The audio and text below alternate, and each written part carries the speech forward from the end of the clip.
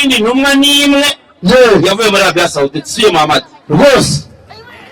Reka tubanze tubaze, ese Arabia Saudite cyangwa ubutumwa bwa muri Arabia Saudite bwahawe nde? Ese bwaje gute? Bansomere Yesaya 21:13.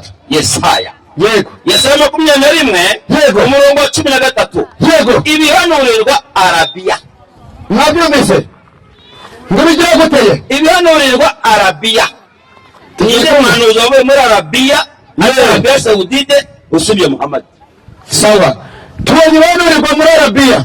Ese ibyahanuriwe muri Arabia byahawe nde? Ese izina ryiwe ni irihe?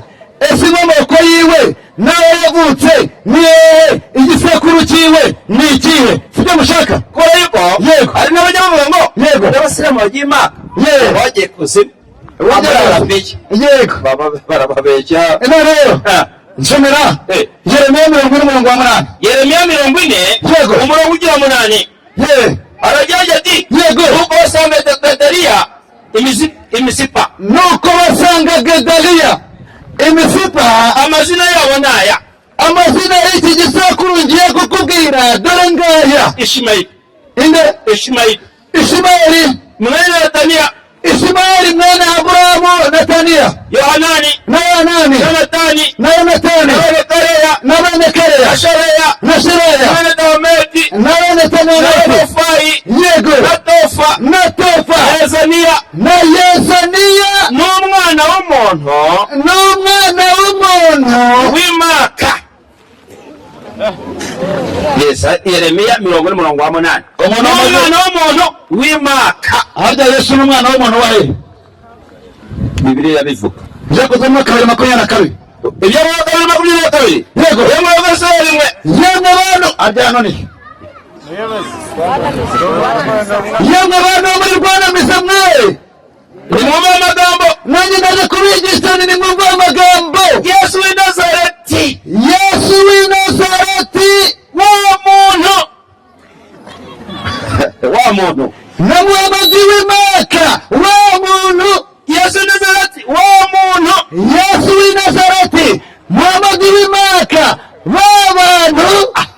Imana imirimo ikomeye, aba bantu Imana yabamirishije imirimo ikomeye n'ibitangaza ndetse n'ibitangaza n'ibimenyetso yego yamukorera abatanye mwaje nko ku mubizo bwanyu.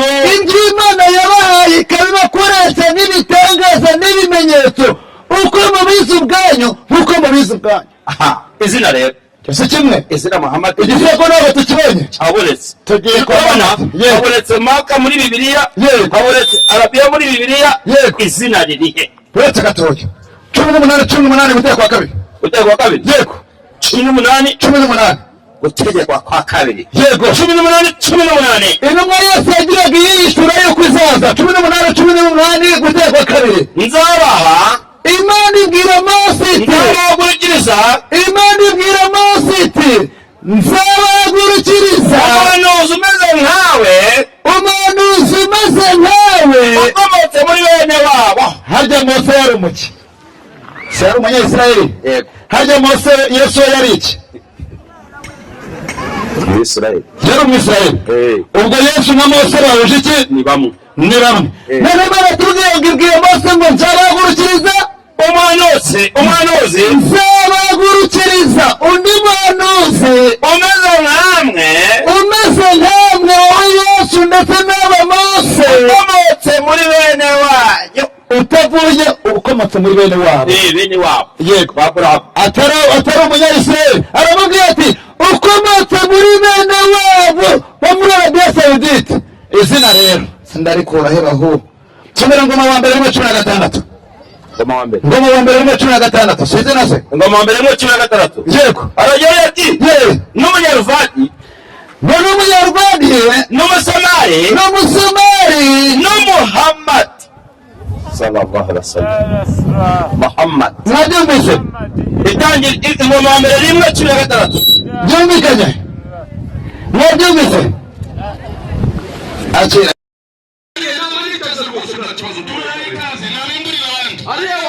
mukecuru uravugisha ukuri. Yesu yarasengaga yubamye hasi, ukavuga Yesu ni umuyisilamu. n'ubugingo kandi yarasengaga yubameye hasi. Usenga gute mukecho? Ngwino usenge nk'uko Yesu, ngwino Yesu isamuza gusenga nk'uko Yesu yasengaga. Ni ukuri mukecho. Ntugatinya abantu, ntugire isoni, ntugire isoni. Niba ushaka kuba mwisi wamera yeye kama n'umugore cyangwa ngwino